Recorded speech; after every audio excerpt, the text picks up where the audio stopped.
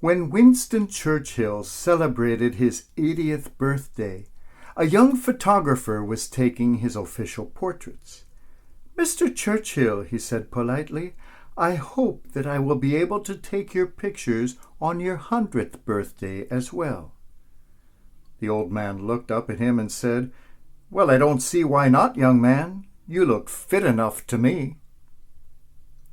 Hope is a great gift of Advent. Hope is a great gift of Christmas. As Churchill, we can hope to reach 100. As idealists, we can hope for a world of peace. As human beings, we can hope to make it through the day. The three great virtues are faith, hope, and love. We hear a lot about faith. We hear a lot about love. But rarely do we hear anything about hope. Yet it is hope which propels us through life, allowing us to get through the darkest parts of life. Hope is a very important gift. It is said that a human being can live about 40 days without food, about 3 days without water, about 8 minutes without air, but about 1 second without hope.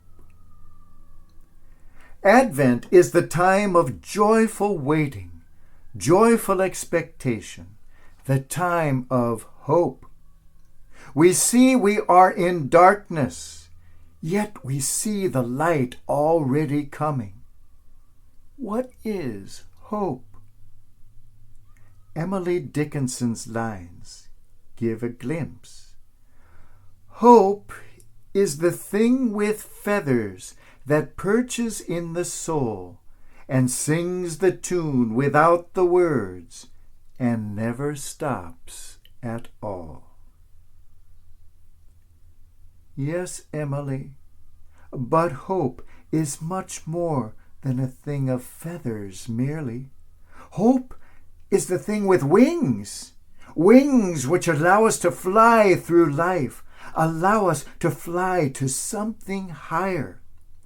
Hope stands hand in hand with imagination.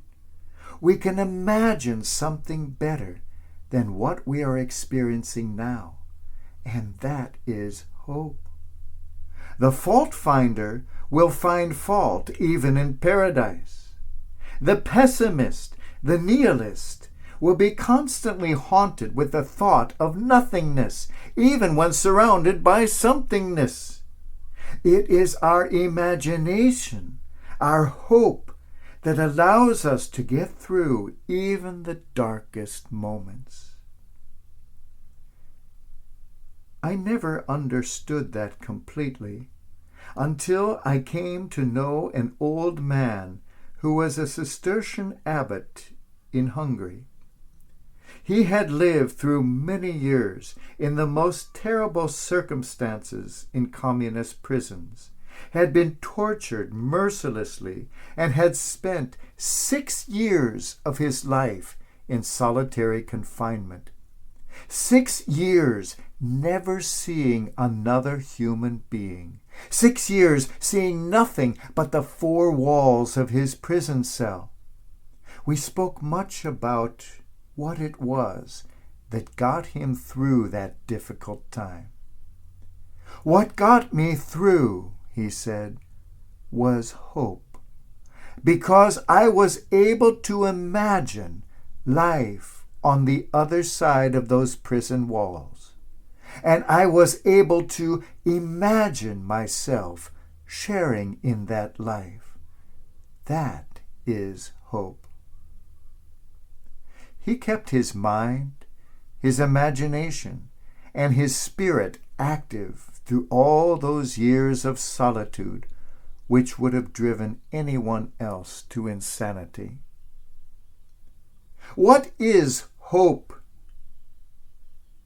An old French saying has it, "L'espérance est le rêve d'une âme éveillée." Hope is the dream of a soul awake. If hope is a dream, let us place ourselves into that dream. Whether asleep or awake, it is this dream, this imagination, this hope which sees us through. During World War II, the French novelist Tristan Bernard was arrested by the Gestapo in occupied France together with his wife.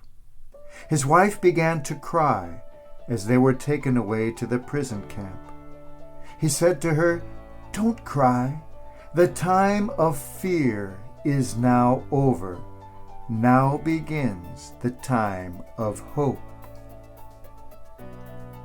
Before we fall, we live in fear of falling. Once we are already on the ground, after we have fallen about as low as we can, there is nothing more to fear. There is only the hope that things can get better. All of us live sometimes in a prison of fear, loneliness, secret sorrows. Let us allow that marvelous divine gift of human imagination to instill in us the dream of something more. Let us open our eyes, and unlike the person without hope, who only sees the four walls of the prison, let us see beyond those walls, notice a world above where we are now, and allow ourselves to be transported beyond all prisons, beyond all walls, on the feathered wings of hope.